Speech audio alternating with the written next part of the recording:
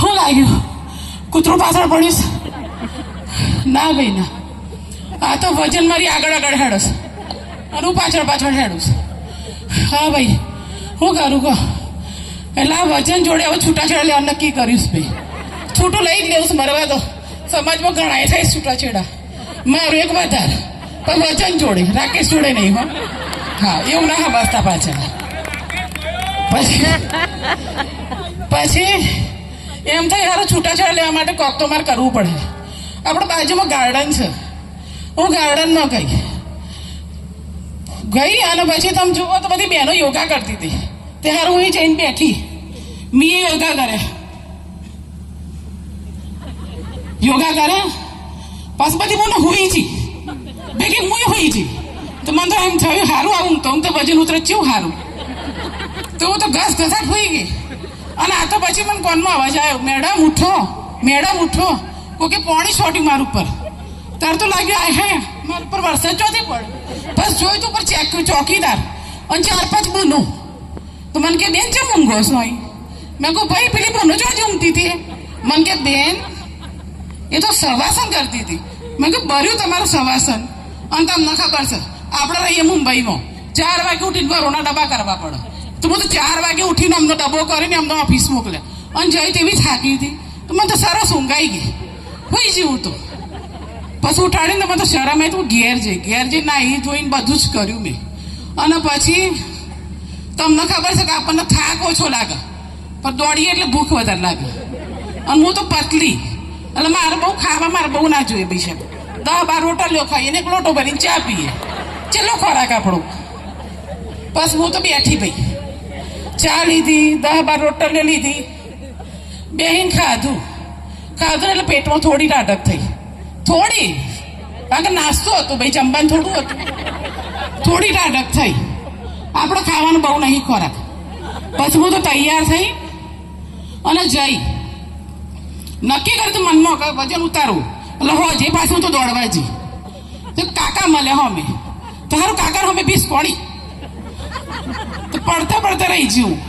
તો કાકા મને કે બેટા જોઈને, મેં કાકા જોઈને જ હેડું. થોડું વજન વધ્યું છે, ઓખોના પોપચા ઊંચા નથી થતા. મેં કીધું એટલે 20 કોણી હું. મન કે હાર. પછી હું તો થોડા ચક્કર મારી ઘેર આવીને પછી હું તો આપણે તો બૈરાની જાત એટલે કોમ કેટલો પૈસા. તો હું તો પેલું શું કહેવાય તમારે મોટી મોટી દુકાનો, એસીની દુકાનો હોય શું કહેવાય બધું મોલ. હા, એ મોલમાં જઈ અને મસ્ત પેલું શું કહેવાય ગાઉન, એ ગાઉન પહેરીને જઈ. તમે જુઓ તો પવન બાજુમાંથી ના જાય એવું ટોપ ગાઉન મારું. હું જાડી નહીં, ગાઉન જાડું એટલે પવન ના જાય. પછી ત્યાંથી બધું વસ્તુઓ લેતી હતી. તે એક નાનું છોરું આવ્યું. એને મમ્મી કહે છે, મમ્મી આ આંટી કાર્ટૂન જેવી નથી લાગતી? બોલો, મને તો એમ થયું કાપા તો લોહી ના નીકળે ને સુરાનમાં સુમેત પર વારી જીવું તો કે સોરાને ખબર પડે કે આંટી કાર્ટૂન જેવી છે. આવું બધું હેડસ મારી જીવનમાં. પછી હું તો રિક્ષા કરીને દોડતી ઘેર આવી. મારો વર ઓફિસમાંથી ઘેર આવેલો બેઠેલો. તો મને કહે છે ચમ તું આવું કરસ? મેં કહ્યું ચમ મેં શું કર્યું લે? તો કહે છે બજારમાં તો તું ફિલ્મી હિરોઈન ટૂંટૂન જેવી ફરસ અને ઘરમાં ચમ રામુ કાકા બની જઈશ. અલ્યા તો ઘરમાં કે તૈયાર થઈને ફરું? આવું બધું છે શું કરવાનું કયો? અને એક વાત યાદ રાખો,